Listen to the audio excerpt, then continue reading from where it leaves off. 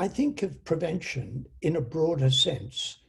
Normally, preventative services are conceived as what an individual practitioner does with an individual patient, advice about diet, smoking, mobility, and the like.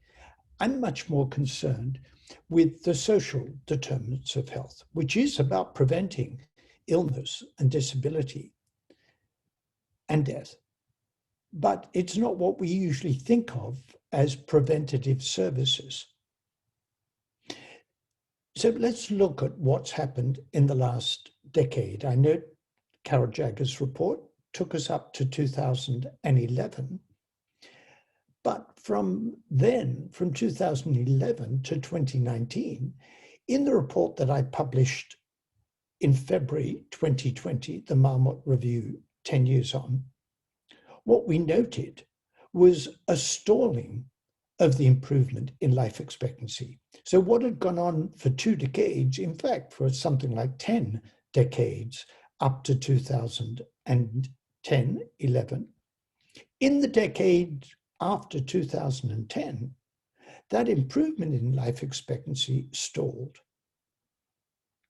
Second, if we look at disability-free life expectancy, it got worse. In other words, people were spending more time with disability.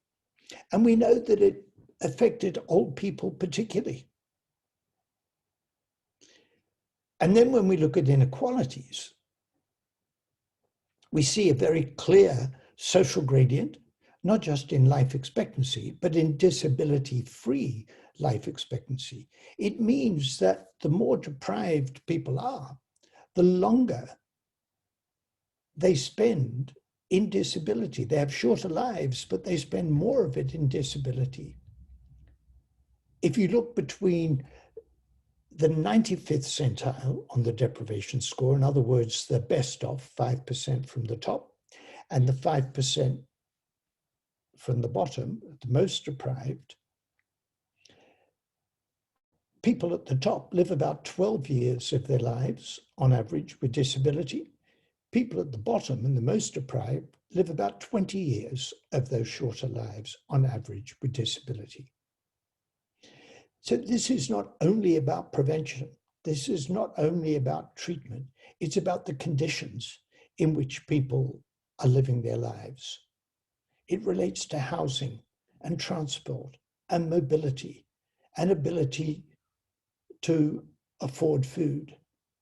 All of those are absolutely key.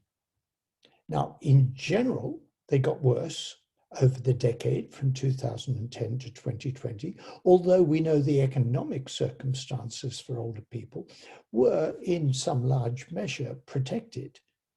But that doesn't stop there being big inequalities. And our approach to this for older people has to be twofold. One is a whole of life approach, looking at the life course, so that succeeding generations, as they get to older ages, are not suffering these same inequalities in healthy life. But second, how can we improve the conditions for today's older people?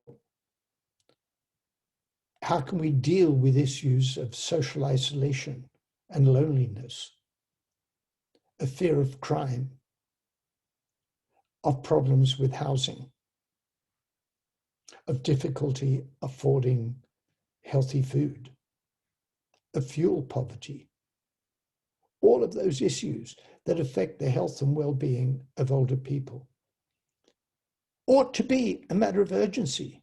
And then when people need more help, look at the terrible circumstances of adult social care.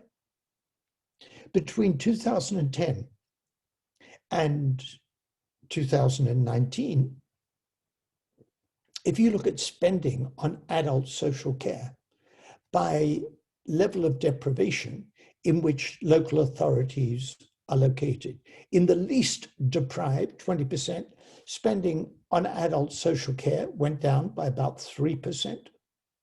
And in the most deprived, it went down by about 16%. The greater the deprivation, the greater the reduction in adult social care. Essentially, these funding decisions were saying, if you're poor and old, we're going to spend less on making your life comfortable than if you're not poor and old. That could be reversed. It doesn't have to be like that.